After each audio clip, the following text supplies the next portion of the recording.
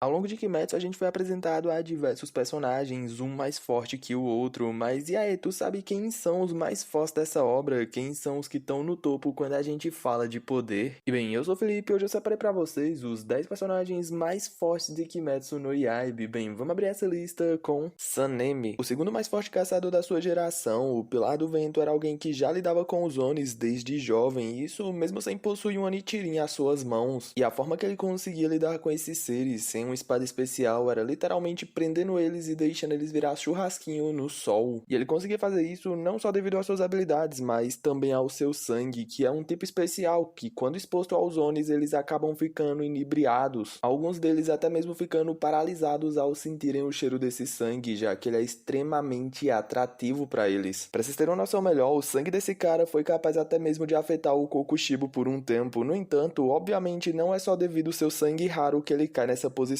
mas também devido às suas habilidades, já que, como eu tinha dito, o Sanemi é o segundo caçador mais forte da sua geração, ostentando com ele feitos simplesmente absurdos, já que esse cara foi capaz até mesmo de lutar por um curto período de tempo contra o Kokushibo, que é o Lua Superior 1. E sim, por mais que tenha sido uma luta rápida e ele tenha perdido, só pelo fato dele ter conseguido lutar e sobreviver contra o Kokushibo já é algo absurdo que nem mesmo o Tokito, que é outro pilar, mesmo com a marca ativa, foi capaz de fazer. E sem mencionar também a resistência física que é simplesmente absurda desse cara, já que mesmo com um corte extremamente profundo na sua barriga feito pelo Kokushibo, ele foi capaz de manter o corte fechado somente pressionando com os músculos. Ou seja, galera, além de ser um espadachim muito habilidoso, esse cara também é muito resistente, ou seja, não é qualquer Oni que vai conseguir derrubar ele, também não é qualquer ataque que vai fazer ele sair da luta. No entanto, galera, mesmo com tudo isso, onde esse cara mais se destaca é na sua durabilidade, já que mesmo após lutar contra o Kokushibo junto ao Gyomei, ele ainda tinha fôlego suficiente para fazer frente ao Muzan na batalha final. Além de que ele foi um dos poucos caçadores a sobreviver mesmo após a luta contra o Muzan, e todas as habilidades marciais e capacidades físicas desse cara acabam se elevando ainda mais após ele ativar a sua marca, já que ao fazer isso ele se torna um dos poucos Hashiras que consegue fazer frente mesmo aos luas superiores mais fortes sozinho. Nakimi. A Nakimi é a Oni que ascendeu à posição de quarta lua superior após a queda do Hantengo, e por mais que ela não seja um destaque quando a gente fala de força física, resistência ou até mesmo combates corpo a corpo, no entanto ela só não se destaca nesse tipo de combate porque ele nem é o seu foco. Sim, galera, a Nakimi não precisa usar combate físico ou combate corpo a corpo, já que o que torna essa mina realmente perigosa e absurdamente poderosa é a sua habilidade de sangue, já que graças a essa habilidade de sangue dela, ela pode controlar livremente toda a Fortaleza Infinita ou Castelo Infinito, podendo mover como bem quiser as paredes, as salas, criar portas ou até mesmo teleportar quem tá lá dentro para onde ela quiser. E indo além, galera, ela não se limita nem mesmo a dentro da fortaleza, já que ela pode abrir portas para fora dela, contanto que ela já tenha visto o local, podendo assim jogar quem ela quiser para qualquer lugar que ela quiser dentro ou fora da fortaleza. Ou seja, galera, mesmo não sendo um destaque quando a gente fala de luta corpo a corpo, afinal ela nem é mostrada fazendo isso, uma vez dentro da fortaleza, a Nakimi tem a capacidade de impedir qualquer um de chegar até ela. E isso, galera, desde caçadores a demônio, a única forma de lidar com essa habilidade dela que foi mostrada na obra foi ficando invisível, já que nesse ponto ela não teria visão da pessoa e não veria ela se aproximando, já que caso contrário ela vai poder ver livremente como a pessoa tá, onde tá e como tá todo o tempo dentro da fortaleza, assim podendo prender desde caçadores a demônios em um espaço teoricamente infinito que se move conforme a vontade dela. E fala sério, galera, vocês têm noção do tamanho do castelo infinito? Pensa alguém não querendo ser encontrado lá dentro e ainda por cima a pessoa que controla tudo aquilo. É simplesmente absurdo, galera, quando a gente para pra olhar nessa perspectiva. No caso dos Onis, galera, não é um problema tão grande ficar preso lá dentro, já que eles não têm a necessidade de comer, beber ou até mesmo dormir. O maior problema pra eles é realmente chegar nela. Mas no caso dos caçadores, sim, já que ela pode simplesmente fazer alguém ficar lá até definhar sem nunca sair do lugar, sempre abrindo porta após porta e sempre saindo no mesmo lugar. Entrar dentro da Fortaleza Infinita pra tentar lutar contra a Nakimi é basicamente uma carta de desistência, é simplesmente entregar a vitória pra ela. O que mostra pra gente que mesmo ela não sendo um exemplo de força, resistência ou até mesmo de combate corpo a corpo, ela é uma Oni extremamente perigosa e poderosa, principalmente dentro do seu domínio. Hantengo. E ainda falando da quarta posição das luas superiores, o antigo Oni que ocupava essa posição é sem dúvidas um dos seres mais difíceis de ser derrotado em Kimetsu, principalmente no mano a mano, já que mesmo não sendo tão poderoso no seu corpo original, ainda nele o Hantengo já possui velocidade para desviar de ataques do Tokito, saindo simplesmente com um corte no rosto, que para um Oni não é algo tão problemático. E indo além, no corpo original desse cara ele tem a capacidade de ocultar sua presença a um ponto de entrar na mesma sala junto ao Tanjiro e ao Tokito e só ser notado depois de um bom tempo lá dentro. No entanto, assim como a Nakimi, ao enfrentar esse cara, o maior problema não é lidar com ele em si, sim conseguir lidar com a habilidade dele, já que ele consegue dividir o seu corpo. E tá bom que só ouvindo assim não parece ser algo tão absurdo, mas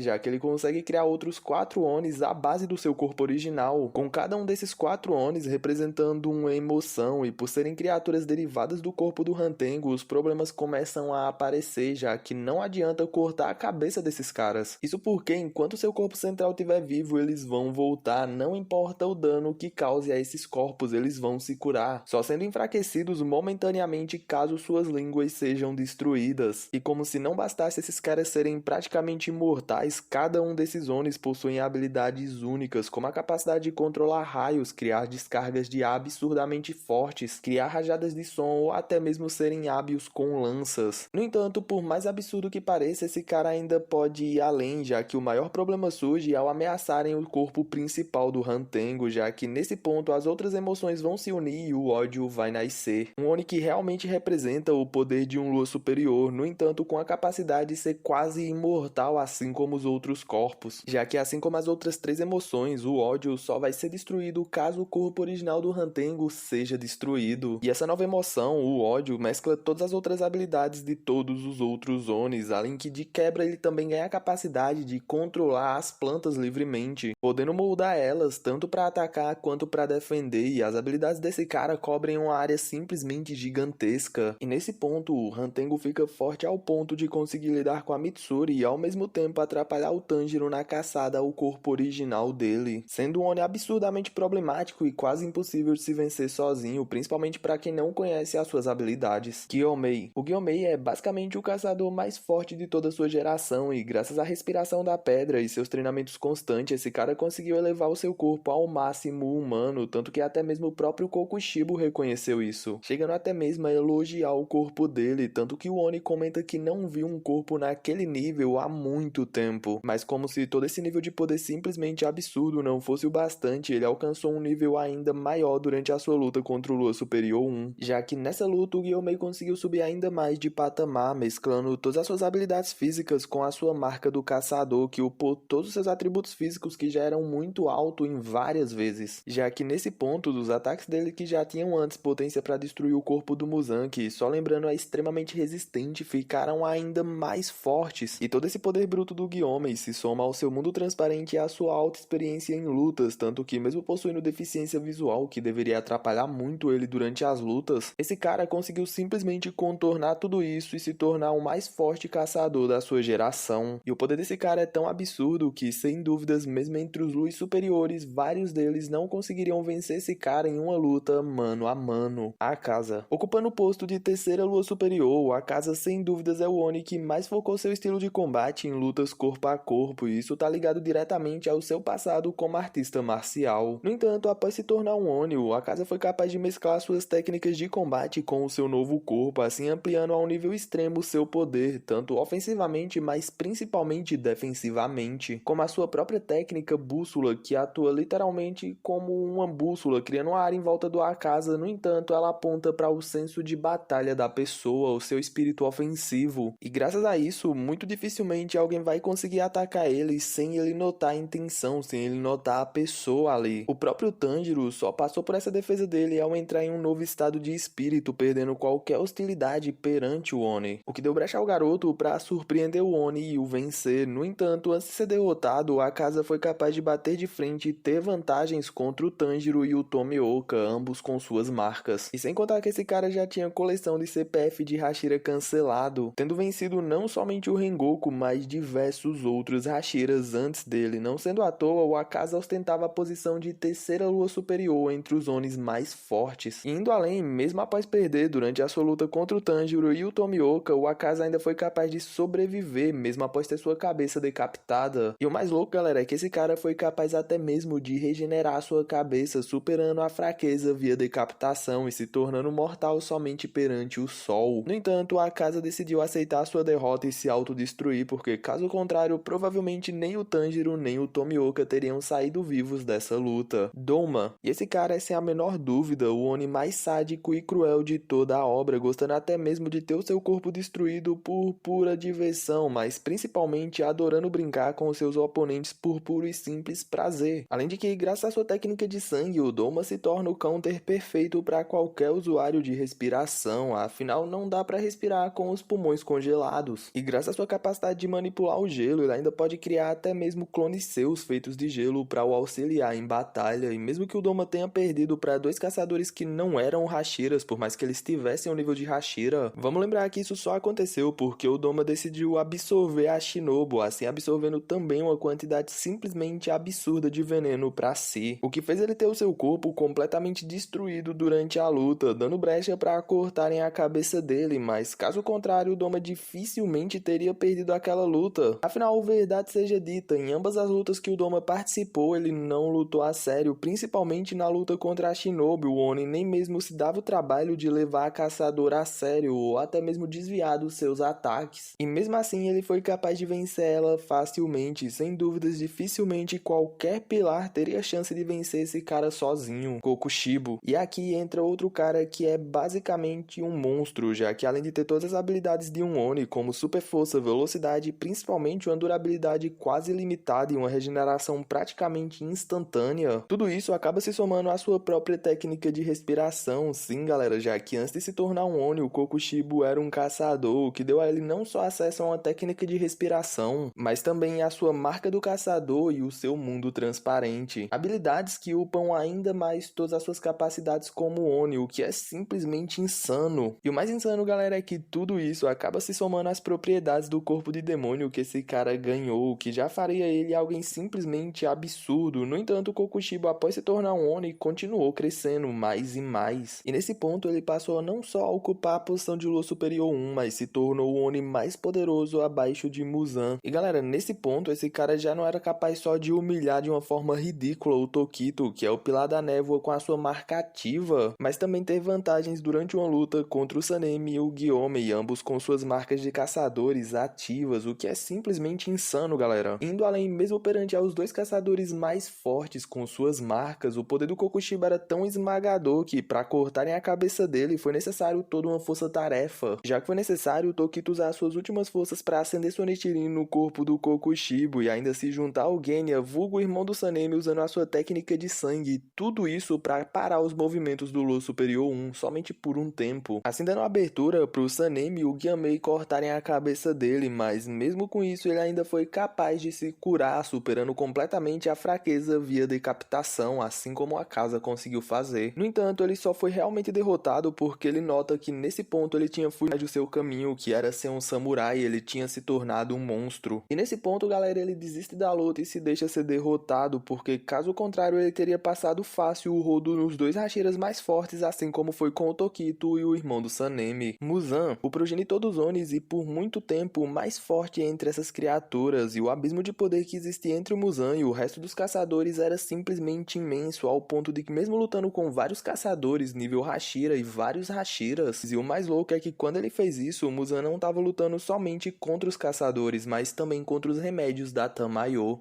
E esses remédios estavam fazendo ele realmente ficar extremamente fraco, já que logo de início metade do poder dele foi direcionado para lidar somente com esses remédios. E mesmo com somente metade do seu poder, o seu corpo envelhecendo constantemente, o Muzan ainda estava conseguindo voltar sua atenção a vários caçadores com suas marcas ativas, o que torna eles imensamente mais fortes, e depois de um tempo eles ainda foram capazes de acender as suas Nichirins, assim não só causando mais dano no Muzan, mas também atrasando a cura dele. Mesmo com tudo isso, galera, contra o Muzan, o intuito da luta não era vencer ele, já que todo mundo tinha plena noção que isso era impossível. O único intuito era segurar ele e deixar o sol fazer todo o trabalho. E mesmo só sendo segurar o Muzan o objetivo, era uma tarefa praticamente impossível. Pra vocês terem uma noção melhor, mesmo sendo vários caçadores, todos eles não perderam a luta simplesmente por causa da Tamayo, que além de ter nerfado o Muzan, ainda foi a responsável direta por tratar o veneno que o Muzan injetou nos caçadores. Sim, galera, porque caso contrário, contrário, eles teriam perdido a luta logo no começo. Mas mesmo com tudo isso, galera, mesmo com o Muzan já enfraquecido a ponto de incomodar o próprio Oni, vários caçadores caíram nessa luta, mostrando o quão brutal e grande era a diferença de poder que existe entre o Rei dos Onis e todo o resto. O cara precisou ser enfraquecido pra luta poder acontecer. Yorishi, e calma que eu sei que já tem uma galera que quer reclamar porque o Yorishi não tá em primeiro, mas tu vai entender quando tu vê quem tá ocupando o primeiro lugar. E bem, desde a sua infância esse cara já era diferenciado, não sendo somente o primeiro em toda a história a nascer com a marca do caçador e no seu estágio avançado, mas também sendo o primeiro a despertar e a usar o mundo transparente, isso desde criança. E só lembrando, galera, que essas são duas habilidades que nem mesmo muitos dos Hashiras mais fortes conseguiram alcançar. No entanto, ao longo do tempo, Yorishi só foi se tornando mais e mais forte. Após adulto, esse cara desenvolveu o seu próprio estilo de esgrima, batizando ele de Respiração do Sol, que além de ser a mais forte respiração, também foi a que deu início a todas as outras. E mesmo que ao longo de toda a sua vida, o Yorishi tenha enfrentado diversos inimigos, ele nunca perdeu ou se feriu em batalhas. E o mais absurdo, galera, é que entre esses inimigos não só tinha o Kokushibo, que é a lua superior mais forte, mas também o Rei dos Onis. Sim, galera, o Muzan. E o mais louco é que o Yorishi foi capaz de vencer esses dois em um único ataque. Sim, ele venceu tanto o Muzan quanto o Kokushibo em um único avanço. No caso do Kokushibo, quando ele fez isso, o Yorishi já tinha seus 80 anos. Sim, galera, o cara nunca saiu do seu auge e venceu Lua Superior 1 com um único ataque com 80 anos. E no caso do Muzan, ele só não foi de base perante o Yorishi porque ele deu uma pequena brecha que o Oni usou pra fugir. Sim, galera, o Muzan meteu o pé, não ficou no campo de batalha, ele teve que fugir pra sobreviver. No entanto, no estado que ele acabou após perder pro Yorishi, foi algo tão fraco que mesmo seu controle sobre os Onis enfraqueceu ao ponto da Tamayo fugir dele. Sem contar que os ataques do Yorishi queimam o corpo do Muzan mesmo após séculos desse confronto, como se fosse o próprio sol gravado na carne dele, mostrando pra gente o porquê ele não é só o caçador mais forte da sua era, mas de toda a história. Tanjiro Demon King. E sim, galera, eu sei que se comparar simplesmente a atributos físicos, não só o Yorishi ficaria na frente do Tanjiro, mas também vários outros personagens dessa lista, já que mesmo após receber o sangue do Muzan, o Tanjiro mal teve tempo para assimilar ele, e por isso ele não conseguia finalizar nem mesmo caçadores cansados. E não simplesmente cansados, mas também feridos, como o próprio Tomioka. Mas aí que tá, galera, mesmo sendo fisicamente mais fraco, após receber o sangue do Muzan, o Tanjiro acabou ascendendo para um ser basicamente perfeito. A forma que o Muzan tanto quis alcançar, o Tanjiro foi capaz de chegar lá. E devido a isso, o seu corpo rapidamente, após a unificação, se tornou imune ao sol, o que por consequência fez as lâminas vermelhas passarem a ser inúteis contra ele. E sem contar que, diferente dos outros Onis, mesmo se sua cabeça for cortada ou destruída, o Tanjiro não vai morrer, assim como era com o Muzan. E isso acaba se somando à cura absoluta que ele tem, ou praticamente absoluta, já que ele pode regenerar membros inteiros em questão de segundos. E tudo isso se soma, como eu falei, à imunidade que ele ganhou de Nichirins vermelhas, ou seja, elas não atrasam a cura dele. Ou seja, galera, mesmo sendo mais fraco fisicamente, no ponto em que o Tanjiro se tornou imune ao sol, ele passou a ser uma anomalia natural que nem mesmo o mais forte caçador poderia abater. Ou seja, galera, mesmo cortando ele inúmeras vezes, o Tanjiro vai voltar, ou seja, ele não poderia perder nem mesmo pro Yorishi, ele venceria o caçador via cansaço. E o mais louco, galera, é que ele estava forte a esse ponto sem nem mesmo ter alcançado o seu ápice, já que nesse ponto fazia muito pouco tempo que ele tinha se tornado um Oni. E logo após esse pouco tempo que ele passou sendo Oni, ele foi curado. Ou seja, galera, ele não teve tempo para crescer, mas caso contrário, se o Tanjiro tivesse atingido o seu máximo, ele não só teria todos os poderes do Oni mais forte, imunidade ao sol, mas também as 13 formas da respiração do sol, mundo transparente e marca do caçador. Tanjiro seria basicamente algo imparável, mas infelizmente a gente não viu ele chegando nesse ponto, mas no ponto em que ele chegou, e sim, ele já era o ser mais forte de Kimetsu no Yaiba. Mas agora é contigo, comenta aqui embaixo, e aí, tu concorda com essa lista ou tu discorda? Só lembrando que esse é só o meu ponto de vista, então tu tem todo o direito de discordar, então comenta aqui embaixo qual é a tua lista. E bem, se tu gostou do vídeo, desce a tela rapidinho aqui, se inscreve no canal e ativa o sininho, assim tu vai estar me ajudando demais fazendo isso, e também vai estar sempre sendo notificado quando sair vídeo novo e não vai estar perdendo os futuros conteúdos. Meu muito obrigado a todos que se inscreveram no canal e a todo mundo que assistiu o vídeo. Eu vou estar deixando outros 2 vídeos muito bons aqui na tela pra ti, dá uma olhadinha lá, eu tenho certeza que tu vai curtir. A gente se vê lá ou numa próxima, eu sinceramente espero que lá.